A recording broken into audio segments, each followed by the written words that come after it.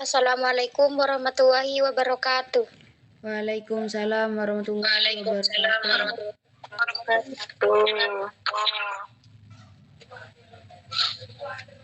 Kami perwakilan dari kelompok 10 akan presentasikan paragraf atau alinea dalam teks. Sebelum presentasi saya mulai, maka saya akan memperkenalkan teman-teman kelompok saya. Saya sendiri Uswatun Hasanah sebagai moderator. Pemateri pertama ialah Muhammad Hamdani Fathur Rozi. Pemateri kedua Lisa Umami, dan pemateri 3 ialah Najma Vita Fitri Anissa.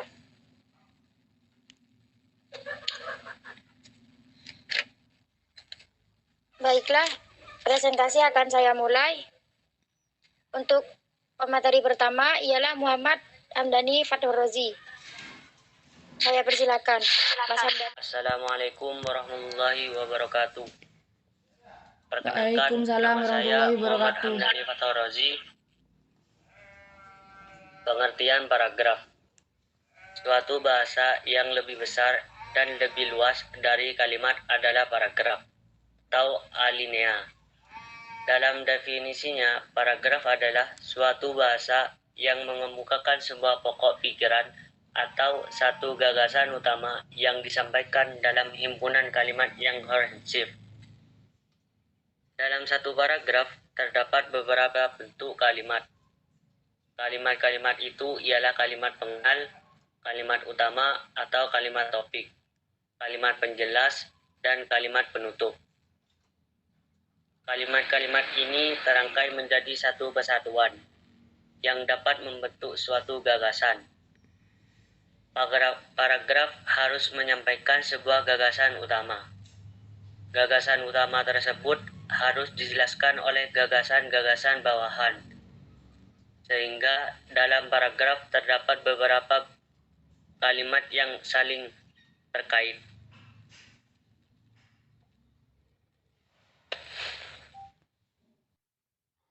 Baik, terima kasih untuk pemateri pertama. Untuk pemateri kedua, saya persilakan untuk Lisa Umami. Mbak Lisa. Assalamualaikum warahmatullahi wabarakatuh. Perkenalkan, nama saya Lisa Umami. Saya akan melanjutkan penjelasan dari Mas Hamdani. Baik, saya akan menjelaskan fungsi paragraf. 1. Mengekspresikan gagasan tertulis dengan memberi bentuk suatu pikiran dan perasaan ke dalam serangkaian kalimat yang tersusun secara logis dalam suatu kesatuan. 2. Menandai peralihan atau pergantian gagasan baru bagi karangan yang terdiri beberapa paragraf.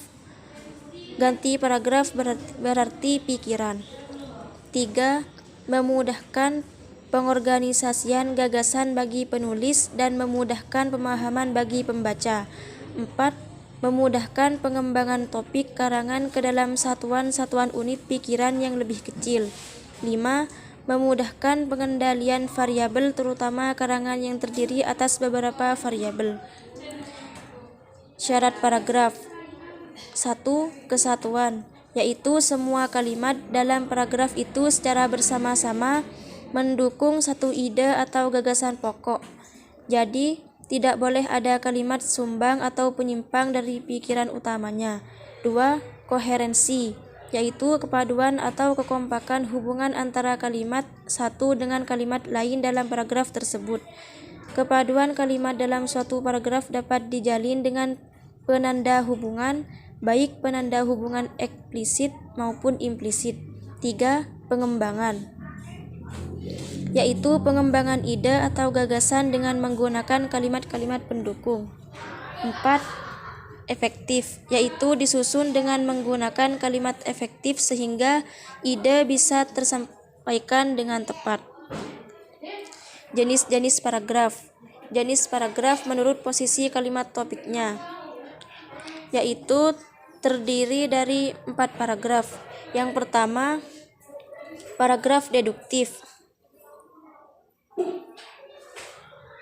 Paragraf deduktif adalah paragraf yang letak kalimat pokoknya ditempatkan pada bagian awal paragraf, yaitu paragraf yang menyajikan pokok permasalahan terlebih dahulu, lalu menyusul uraian yang terinci mengenai permasalahan atau gagasan paragraf atau urutan umum khusus. Kedua, paragraf induktif. Bila kalimat pokok ditempatkan pada akhir paragraf akan terbentuk paragraf induktif, yaitu paragraf yang menyajikan penjelasan terlebih dahulu, barulah diakhiri dengan pokok pembicaraan. Yang ketiga, paragraf deduktif induktif.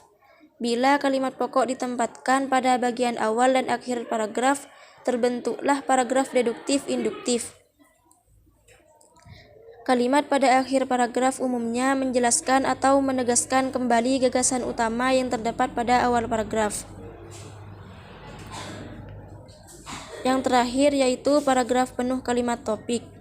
Seluruh kalimat yang membangun paragraf sama pentingnya sehingga tidak satupun kalimat yang khusus menjadi kalimat topik. Kondisi seperti itu dapat atau biasa terjadi akibat sulitnya menentukan kalimat topik karena kalimat yang satu dan lainnya sama-sama penting. Paragraf semacam ini sering dijumpai dalam uraian-uraian bersifat deskriptif dan naratif terutama dalam karangan fiksi. Baik, pemateri selanjutnya akan dijelaskan oleh Mbak Najmah.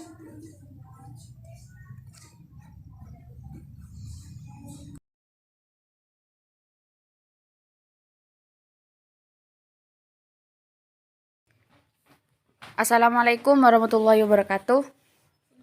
Perkenalkan, nama saya Najmah Fitri Anissa. Saya akan melanjutkan presentasi yang dari Badisatul Umami.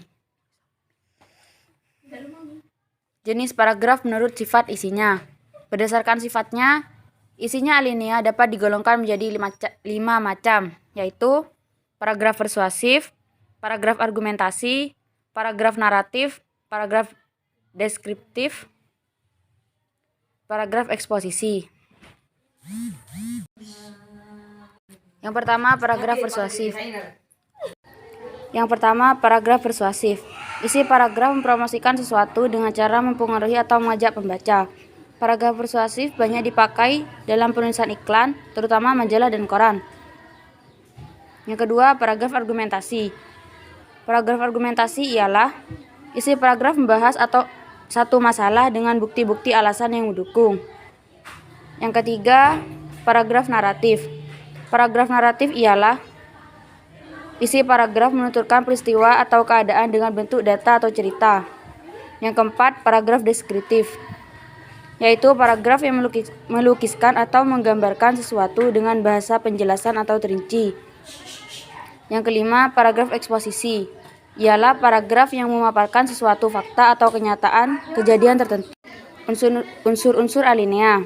Alinea adalah satu kesatuan ekspresi yang terdiri atas perangkat kalimat yang dipergunakan oleh pengarang sebagai alat untuk menyatakan dan menyampaikan jalan di pikirannya kepada para pembaca, supaya pikiran tersebut dapat diterima oleh pembaca. Alinea harus tersusun secara logis, sistematis. Mungkin sekian presentasi dari saya. Untuk berikutnya, maka saya akan buka sesi tanya jawab. Mungkin ada yang mau bertanya, saya persilakan. Teman-teman, mungkin ada yang mau bertanya.